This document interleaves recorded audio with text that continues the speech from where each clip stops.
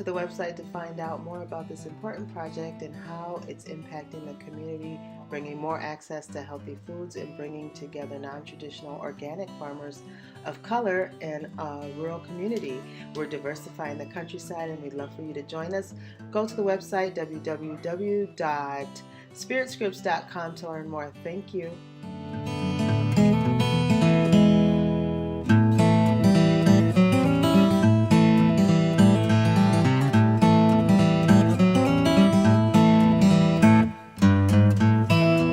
That's not good for you. I'll just give you a quick list of some things that you have to watch in your products as far as your skin, especially piling it on every day for years and years. Alcohol is very drying. F, D, and C color pigments. Fragrances, heavy metals. Parabens is a big one. PEG is polyethylene glycol. Phthalates, SLS is sodium lauryl sulfate, and triclosan are the big ones. This is not a complete list, but this is a place to start. This is what's probably most common in your bathroom or kitchen cabinet. So with heavy metals, they are aluminum, arsenic, iron, lead, mercury, and nickel. Now, studies have shown that copper, cobalt, nickel, lead, mercury, methyl mercury, tin, cadmium, chromium all have estrogenic effects on human breast cancer cells.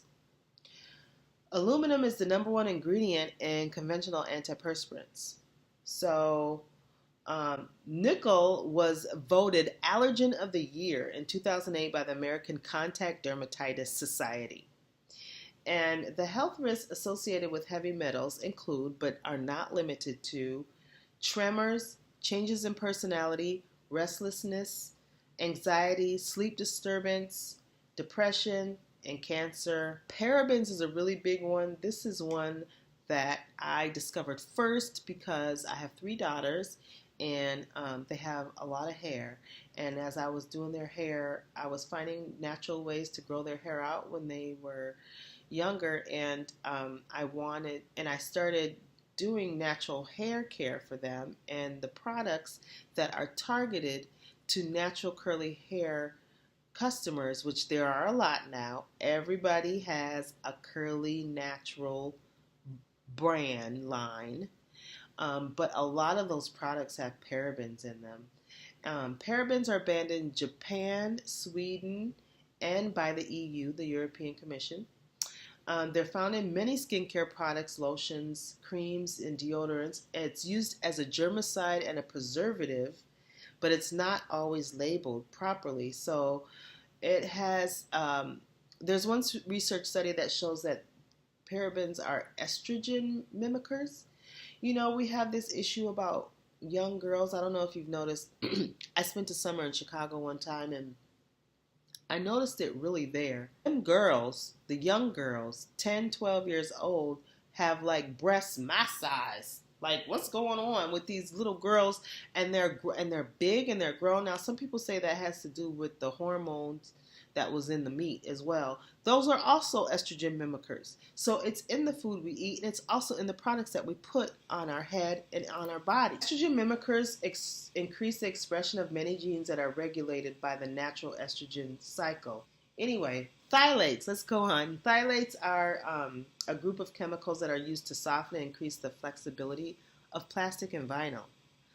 But it's also found in body sprays, cleaners, deodorants, lotions, plastic packaging, and it's often not listed on the label. Not all these chemicals have to be listed, depending on how the company is positioning the product and what kinds of licenses the company already has. Like, you know, Bayer not only owns aspirin, but it actually now bought Monsanto. So Bayer makes healthcare and body care products, and it also makes chemicals that people spray on their lawns. I'm going to skip over fragrance real quick, but I'm just going to say that there is an ingredient in perfume fragrances called toluene, Toulene, L-E-N-E. It is toxic. It's a solvent for paint and paint thinner, silicone sealants, rubber, printing, ink glue. It's an octane booster in gasoline. Inhalation of this causes tiredness, confusion, weakness, drunken like actions, memory loss, nausea, loss of appetite, and hearing, color, and vision loss. So, SLS, sodium lauryl sulfate. It's used in 90% of the personal care products that foam, such as cleansers, conditioners, shampoo, soap, and toothpaste. It's used in clinical testing to irritate the skin. It's banned in Canada and Europe, and it's a foaming agent used in car washes, on garage floor cleaners, and engine decrease. I think I have just two more, and that is triclosan. Triclosan is a synthetic antibacterial ingredient registered by the EPA, the Environmental Protection Agency, as a pesticide. It's used in most antibacterial soaps and hand sanitizers. It's classified as a chlorophenol, a chemical suspected of causing cancer in humans. And studies have shown that the overuse of antimicrobial chemicals like triclosan might be contributing to antibiotic resistance in bacteria. Triclosan also disturbs the thyroid, testosterone, and estrogen regulation, which can create issues including early puberty, poor sperm quality, infertility, obesity, and cancer. One is PEG, which stands for polyethylene glycol. This can be found in baby care items, y'all. Cleaners, deodorant, lotions, shampoos, sunscreens, and toothpaste. It is the main ingredient, and PEG is antifreeze. It's linked to dermatitis, kidney damage, and seizures. It may damage cell membranes, including rashes, dry skin, and surface damage. Found in pretty much all personal care products. It's used in a lot of industrial products as well.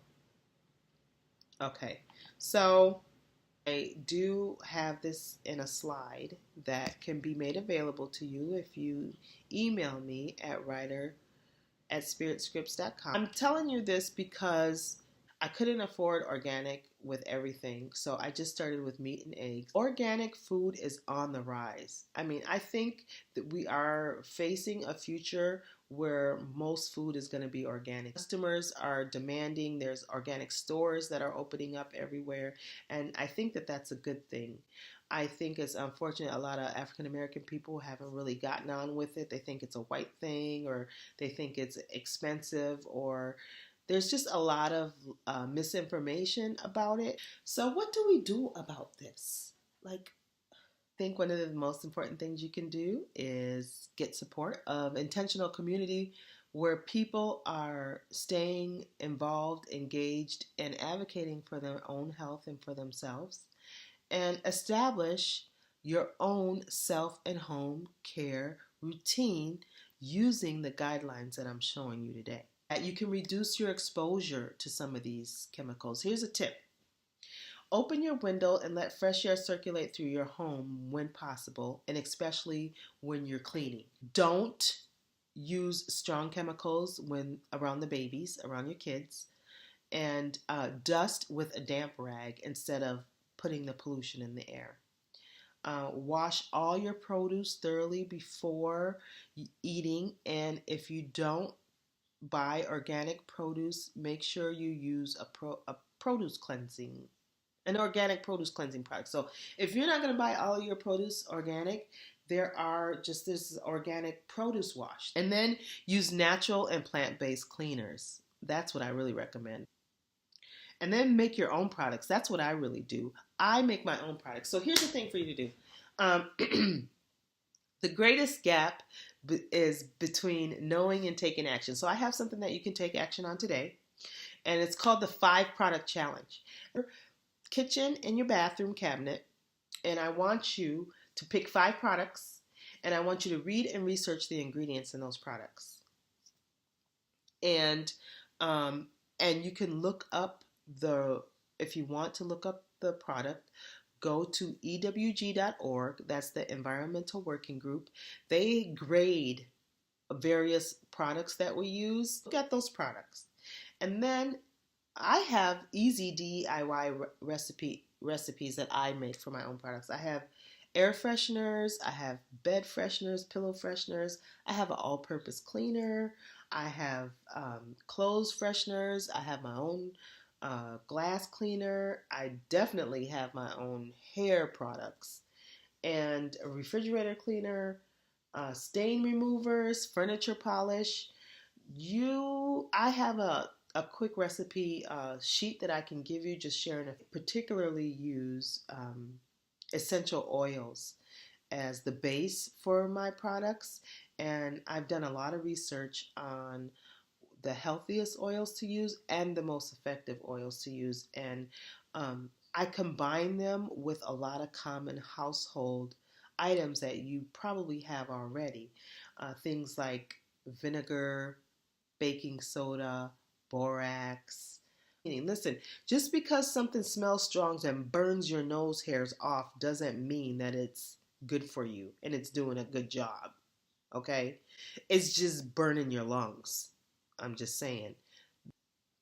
I mentioned that I use essential oils, and I have used for a really long time without even being a distributor. I'm a distributor now, but I used the product for like maybe 7 to 10 years before I even uh, really invested in it, and that is Young Living Essential Oils. OMG. Um, they have personal hair care products, they have supplements, and household cleaning products that I use. Oil blend called Thieves. It's very strong. I carry it in my purse. It's really useful for when you are going to hotels. I really do use it when I go to hotels, when I go to other people's houses, when I have to use other people's bathrooms. I It comes in an essential oil form, where sometimes I just diffuse it when cold and flu season starts, or I use actually the cleansing sprays in my bathroom. Non-toxic and a therapeutic grade oil. It is organic and biodegradable. If it gets in your mouth or in your lungs, it's not going to kill you. The kids can clean with it. It's not going to hurt them. And it has a great smell, and they have an entire line of products. Learn more about de-stressing. There's articles on my blog. If you want to learn more about how you can get access to Thieves or other therapeutic grade oils, I'll put a link up here. And then you can always just email me with questions at writer.spiritscripts.com. This is why I'm talking about this issue. It's a concern of mine. I've been studying and working with this for many years, and I feel like I can't just keep this knowledge to myself. That if other people knew this a long time ago, we would be in a better position socially as African Americans, with our health, and just in our homes. This can help you. I hope that you found some inspiration and some wisdom and some knowledge for this. And if you have any questions, just email